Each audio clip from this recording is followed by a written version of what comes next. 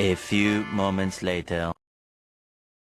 Assalamualaikum warahmatullahi wabarakatuh. Halo semuanya, kembali lagi bersama kami di podcast dadakan.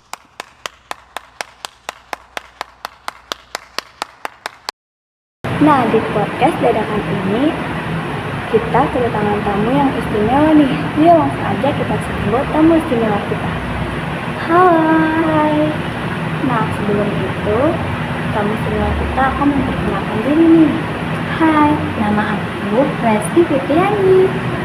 Kali ini aku dan Resti akan menjelaskan tentang kohesi dan toleransi. Simak video berikut ini baik-baik ya. Yang pertama, aku akan menjelaskan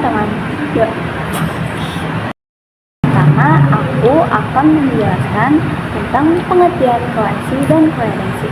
Yang pertama, aku akan menjelaskan tentang kohesi dulu ya. Kohesi merupakan keserasian hubungan antara unsur-unsur dalam sebuah teks, sehingga tercipta pengertian yang apik. Kohesi juga berfokus pada hubungan formal antara elemen teks. Yang kedua ada koherensi. Koherensi merupakan kesinambungan makna dari antar kalimat, sehingga tercipta kelogisan dan keterkaitan suatu paragraf.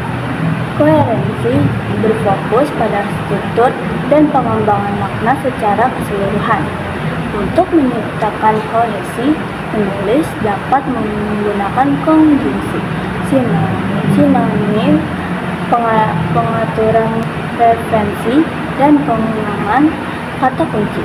Sementara itu, untuk koherensi, penulis dapat menggunakan pikiran yang terorganisir dalam menulis rangkaian kata.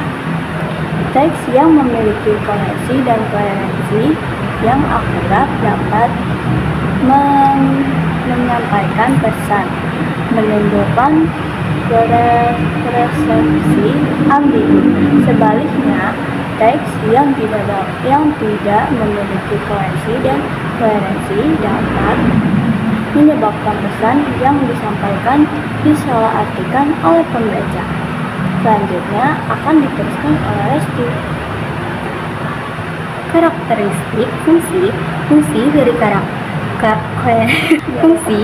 dari kohesi adalah untuk membuat paragraf yang teratur serta terstruktur dengan baik. Caranya menulis dengan kohesi adalah dengan penggunaan konjungsi serta penerapan pola kalimat yang konsisten. Sementara itu, koherensi berfungsi untuk menjaga kelogisan, makna serta kesinambungan ide dari suatu tulisan.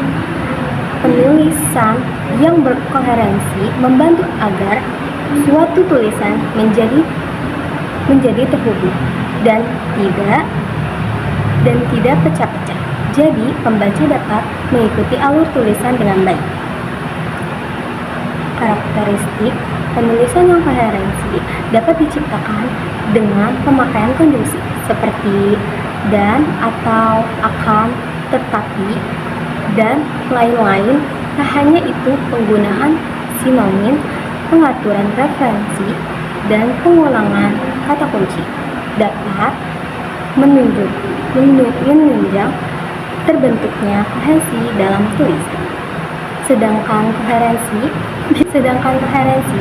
bisa dihadirkan dengan memakai pikiran yang terorganisir dalam menulis rangkaian kata, pemakaian kalimat lengkap, dan pengaturan struktur yang jelas juga mampu mendukung sifat koherensi pada sebuah tulisan. Sekarang aku dan Resti akan memberikan pertanyaan untuk kalian. Silakan simak dan menjawab pertanyaan ini ya. Yang pertama, apa yang dimaksud dengan kohesi dan koherensi?